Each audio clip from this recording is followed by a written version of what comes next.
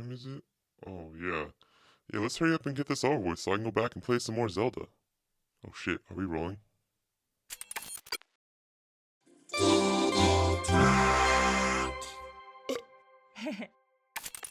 What's up, all you doodles and doodlers out there, you schemers and dreamers, and welcome back to another episode of Doodle Talk. This is number 23, episode number 23. Come on in, make yourself at home, grab yourself a beanbag or a big old nice little chair, and sit down in that chair and just relax and have a good time because we got a good one today. So if you're a person in the world, if you live in this world, you might have noticed recently, as of recording this, it came out technically yesterday in Japan, kind of today in America, the new Zelda Tears of the Kingdom game came out on the Switch, and it's awesome. I'm really liking it. Haven't gotten to play too much, but I will be playing more probably right after recording this. Luckily, I was playing it a bit yesterday, and yeah, man, it's awesome. So I'm not gonna there will be no spoilers or anything in here. By the time this comes out, it'll already have been out for a week or so. But just don't worry, no spoilers. There's gonna be nothing like that. Just want to give my initial thoughts on the game. I played for a second right when it came out. We waited till midnight and already had it downloaded, and we just played the kind of beginning, kind of opening 5 minutes or so, and then I got to actually sit down and play it for a couple hours last night, which was awesome. I'm a huge Zelda fan, so it was kind of gonna be hard for them to miss with me. There were some things that I wasn't sure. I went in pretty blind. I'd only seen like one or two trailers, and I didn't watch any of the gameplay really. Going into it, I wanted to be as blind and going in cold as possible. And some of the game mechanics in this new one are just like super awesome. If you played Breath of the Wild, you know how much fun it was to kind of use like the different things with the Sheikah Slate, like what is it called, like magnesis and static, like stasis, time stasis and stuff like that. The new controls and stuff in this game are really, really fun. They are doing things that I didn't even think were possible that you could kind of do so fluidly in a game like that. And again, I'm not going to go into like too much detail or spoilers or anything, but the one thing I'm loving about this game so much already, only a few hours after playing it, is the fact that it kind of feels like there's like 10 different ways to do every single thing in the game, if that makes sense. Like there are so many different ways to go about like solving puzzles and things like that, to where like I've done a few things where I'm just like kind of MacGyvering, jerry-rigging stuff together and like making it work, and I was like, there's no way this will work, and then it like works, and I'm like, what? Like I don't know, it's really hard for a game to, I guess, kind of reach that kind of fascination point of in an adult person's brain, if that makes sense. I don't know if that makes sense, but like having something that you can play and be like surprised at something working, or like actually challenging them in a way where it's not just like, the thing that I love about Zelda is it's not just like, it's not an Elden Ring, right? It's not like it's just really difficult like technically or anything like that. There's different things. There are puzzles. There are like, once you get used to the controls, it's a little bit easier to kind of like battle enemies and stuff like that. But there are just a few aspects of like, they always get really creative with what they're incorporating into their games, and I really appreciate that. And while like Breath of the Wild was kind of easy, it was pretty easy. I think a lot of people have that complaint that it was just too easy to beat most of the bosses and stuff like that, except for Lionel's. Lionel's were like the one true boss in Breath of the Wild. But yeah, Tears of the Kingdom so far has already been a lot more difficult, even if it's just in a lot of like the figuring out what to do aspect, which Zelda is pretty notorious for, like kind of having certain parts where if it's your first playthrough, you might be like, I have no idea what I'm supposed to do, and they don't hold your hand through it, which is really nice. I hate when a game just holds your hand, tells you exactly what you need to do, and kind of shows you what you need to do every step of the way. I mean, having a few little things here and there, like little hints or little beacons and stuff, like go to this area, that's all fine, right? That's nice. But yeah, I'm really loving it, and I was thinking about what to talk about for this Doodle Talk, because I've been really enjoying just kind of not everything off the cuff, but kind of just deciding something that's been pertinent the past week or two, that has to do with like my art or freelancing or whatever, and choosing that as the topic so that I'm kind of just keeping things fresh and not have anything too pre-planned. And I was like, okay, well, Zelda just came out. I've done like 2 Zelda pieces, or I guess 3 technically, in the past month or 2, where it's been like part of my art and stuff that I've been making too. So I was thinking, the main topic for today, I just want to talk about like how video games have influenced my art over the years, and how they've really, not even that, like how video games have influenced me as an artist, like creatively as an artist and as a person, right? And I thought that'd be great because I think there are some good examples I can go through here and talk about how they might have affected me creatively, or they might have affected me just like as a person playing video games and stuff. And to start things off here is I don't have a lot of time. I don't make a lot of time to play games nowadays, just because I'm focused my time and energy mostly into just my full-time work that I have, plus all the art and YouTube stuff, and I don't have a lot of extra time. I could play more games on the side, but I'd be losing a little bit of time to do like YouTube videos or whatever. So when a game like Tears of the Kingdom comes out, that's a game I'm going to play no matter what, and I'm just like making time for it. And it's really nice because I only play probably like 1 or 2 games a year, and it gives me a really nice something to look forward to, and gives me an excuse to like actually take a break and just be like, or maybe even like work really hard. It's kind of what I did for this, is like I worked really hard and made sure I would have enough time this weekend to play this game, right? Like made sure I had enough of my work done, just my translation work, but also my artwork and stuff like that too. I did finish up the no face animation video, and that will be out by the time this comes out. So sorry, I forgot to mention that earlier, but as a last little plug thing before we jump into the rest of the topic for today, I finished the no face animation video, and the actual animation and the YouTube video as well. By the time this comes out, the YouTube video should be up and posted. It should be going up later today, actually, as I'm recording this. So it'll have been out for almost a week. If you've already checked it out, if you already saw that video, thank you so much for watching it. I had a lot of fun making it, and I know I said this with my Emma video, but I think this one is probably the best YouTube video I've put out so far. There's a few things where I wanted to try and like show my process making it, and like kind of have like a story kind of woven through, not anything like super crazy, not anything deep or anything like that, but just have it seem natural of like how I'm making it, and just show my process. I would like come back and record things as I was making them, like little progress reports as I was going, because I like to see that a lot in some of these videos like that. And I don't think it's perfect. I know there are a lot of things I could probably still do more smoothly, or like even just planning out the editing and kind of like what shots I'm gonna do, or like what kind of talking, what kind of like explanation points I want within the video.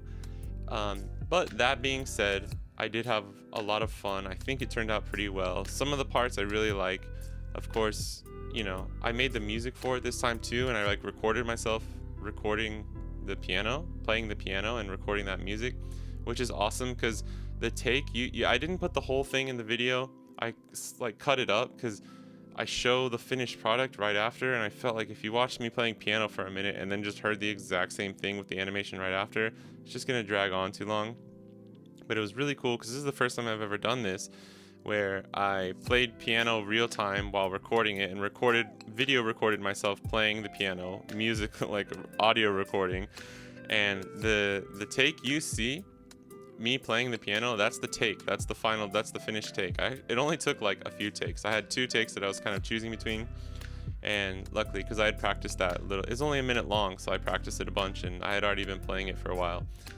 That take you see is the one that ended up as the music for the animation. And so I have the YouTube video, and it's about 6 minutes long, and it's going to show you my process. So if you haven't seen it, go check it out. But then also probably on YouTube Shorts and on my Instagram, I'm going to have the actual just the animation. It's going to be a minute long. It's the looping gif of No Face kind of walking across. He drops a piece of gold and something else happens. So go watch it. It's really cool. I know a looping GIF for 1 minute with music playing in the background isn't the most entertaining thing in the world, but I wanted to try this kind of video. I wanted to do this first experiment with this type of storytelling process video with something that was already pretty familiar to me, something like creating a short looped animation GIF.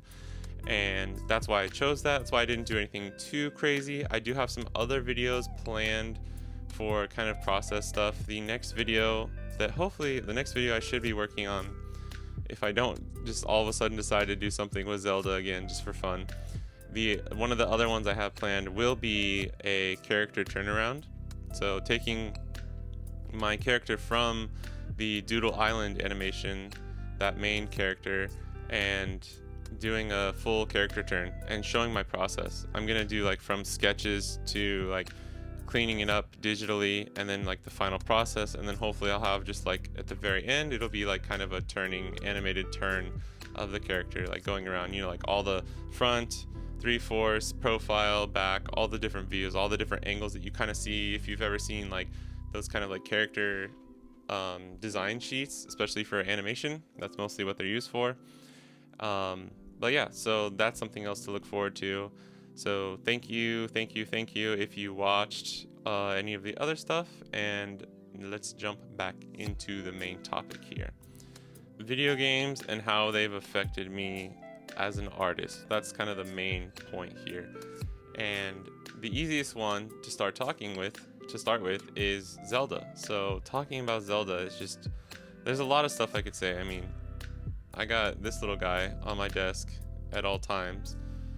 I think if I had to pick one, Wind Waker would be my favorite Zelda, just because I had played Ocarina of Time growing up, and I had played, the first game I ever played was not like the original SNES. I think that's when the first ones came out, right? But like A Link to the Past. Sorry, I don't have the names all correctly. But there was a few back in the day before I was born that came out, and I played a lot of those on Game Boy when they came over to Game Boy. I might have played through like almost all of the Zelda games and not exactly beat all of them, but one of the most distinct memories, my first favorite one that I ever had was, it was on Game Boy. I'm not sure if this was even color yet, but I think it was, because the whole thing they had was the Zelda Oracle of Seasons, and they had like the red and the blue, and it was like Oracle of Seasons and Oracle of I'm sorry, I forgot. I'll have it up on the screen right here. But I just remember it was so cool, because you could buy both the games, and they kind of had different things that you had to do to kind of like complete the whole game. I don't think you had to like ever cross, it's not like Pokemon where you had to like trade with somebody to get the final evolution or whatever. But I just remember it being so much fun, and I really loved that. I definitely played, like Link's Awakening and stuff back in the day too. And then, just kind of definitely dabbling, doing that kind of stuff. The Oracle ones were my favorite, those Game Boy Advanced ones. I think it was just color. Sorry, yeah, it's just Game Boy Color. And then that leads us up to Nintendo 64 comes out. It's the best Christmas we've ever had, me and my brother and my older brother and my older sister. It was probably, I still have like faint memories of that like Christmas, just seeing the N64 and being like so stoked, because I was a Game Boy kid growing up. I had my Game Boy everywhere. We had the big old, we shared a big old, just the regular big gray brick Game Boy. The one where you could we had the light that like attached. We had the magnifying glass that like was a folding arm screen over the main body, so that you could see more clearly. That's how bad these screens were back in the days. always having a pair of AA batteries on you just in case your Game Boy died. If you're younger and you're listening to this, if you've never played a Game Boy or anything like that, this is the past. This is the real. This is what it was like having a Game Boy back. This is what gaming was like back in the day, right? But not to get too far off track. So I was a Game Boy kid. I had my Game Boy with me everywhere, playing Pokemon, Donkey Kong Country, Kirby, all the games, Zelda, everything. And, you know, then N64 comes out, and I'm playing Ocarina of Time. And Ocarina of Time is just like one of the best games of all time. Like, no contest. I don't think you would have a lot of people that would argue against that fact, that like, just as a console game, Ocarina of Time has stood the test of time. You know, it's just pun intended there. It's just a really awesome game. And I remember playing that with my cousin too a lot back in the day as well, kind of trying to figure it out. That one was pretty hard. We had the guidebook. We were looking through, you know, to figure out some of the dungeons and stuff. I was pretty young. I had to be still in elementary school. And this is kind of random, but I still remember this one. You know, when you see something as a kid, or you read something, or you hear something, and it just sticks with you for whatever reason for like the rest of your life. There's this one old Nintendo guidebook for Ocarina of Time, and I believe it's the Water Temple, like when you're adult Link and you're doing the Water Temple. There's a room where you kind of go in there, and it just seems like there's nothing there, and you have the hook shot by this point, and you go in and you're looking around, and you're just like, you can't really, it's like, you're like, oh, I don't know, I think you can go through the room. And so it seems like, oh, there's just a random room that you walk through, but then you reach this point where you need another small key or something, and you're like, I can't find this key anywhere. And I remember, this is so random, but I remember there's you know, because I love these old like walkthrough guidebooks for these old games back in the day.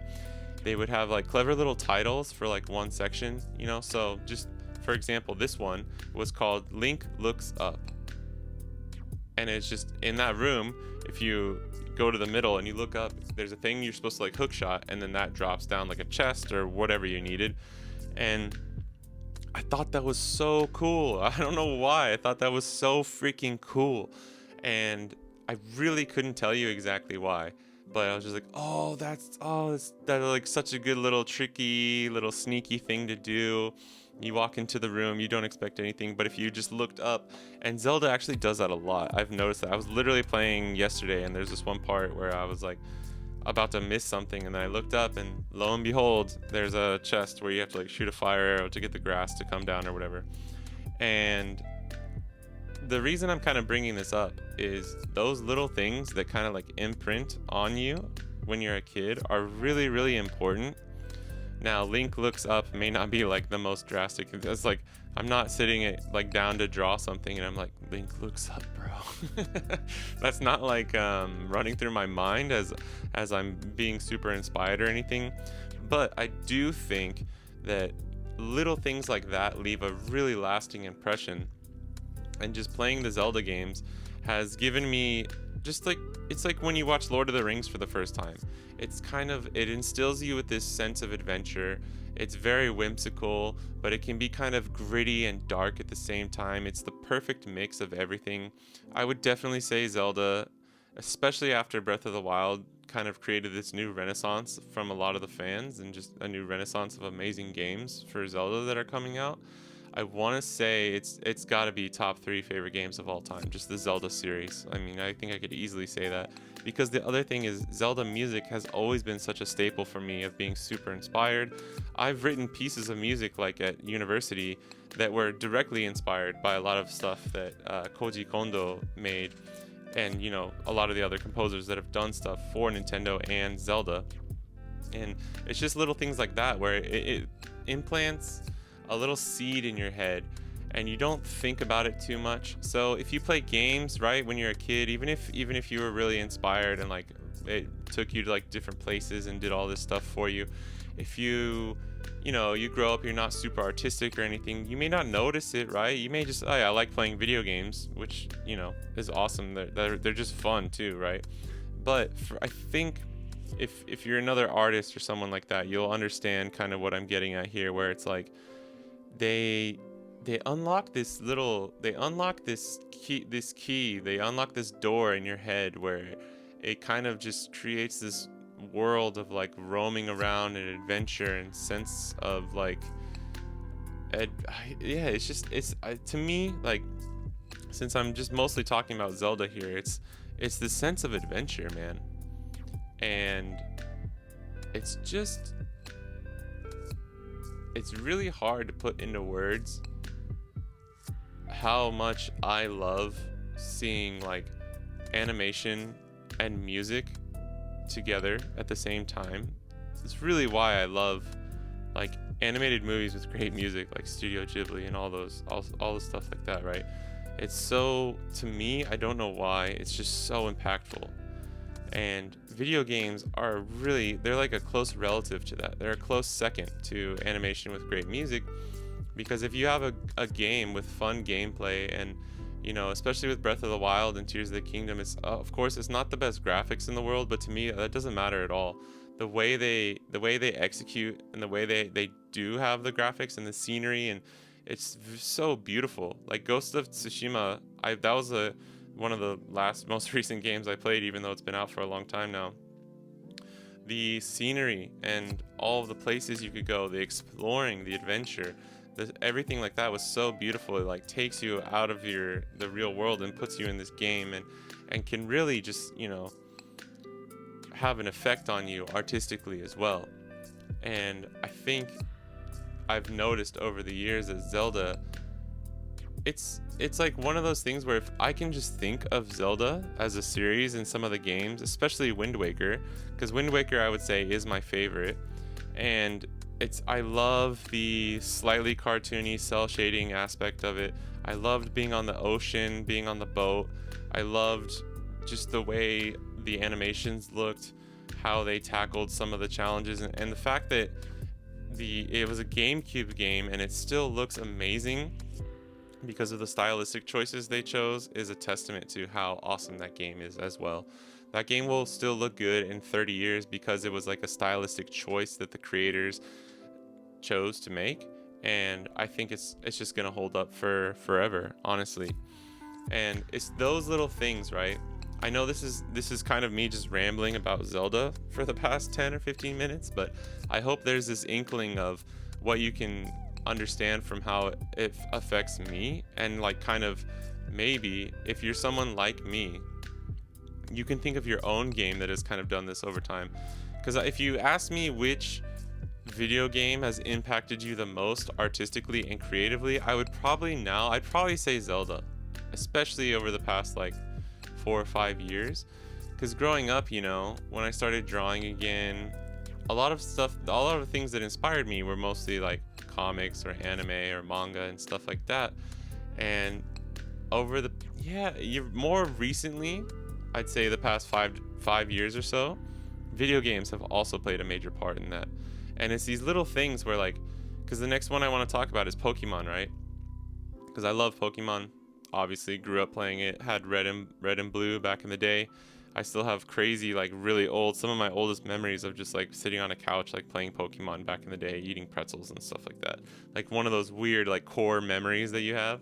I have some of those with Pokemon, right? I still remember the first time evolving Charmeleon into Charizard in Vermilion City. I think I was either on the Saint SSN or about to get on the SSN. And I just remember like I was in Virginia. This is so crazy. This is when we still lived in Virginia, and I just remember like hopping around and freaking out that my Charmeleon was evolving. Oh my god. And it's so crazy. I'm so thankful that I grew up when I did. Like 90s kids, holla at me. Let me know if you feel this way too, right? If you're a 90s kid like me, I was born 93, okay?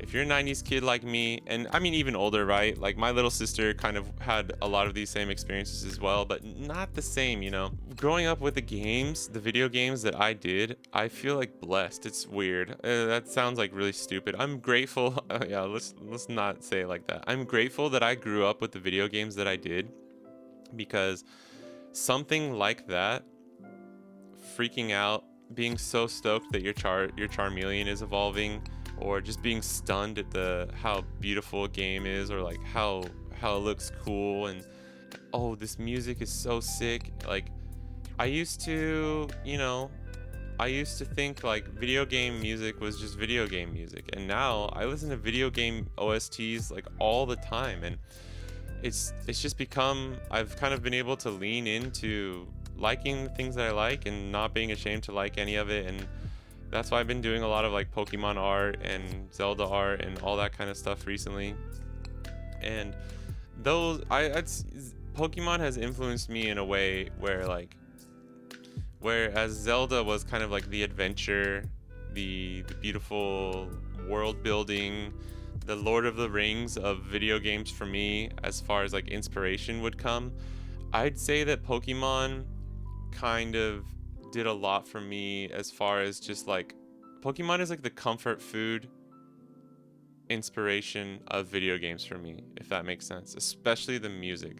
Like, I can go back and listen to some Pokemon music, or watch people play some Nuzlocke, or do a playthrough on Twitch or YouTube or whatever, and it does the same thing, kind of, where I can think of Zelda and just feel like this like adventure-y spirit come on and be kind of inspired. I can do the same with Pokemon, where it's not as directly inspiring me, but it just, the worlds.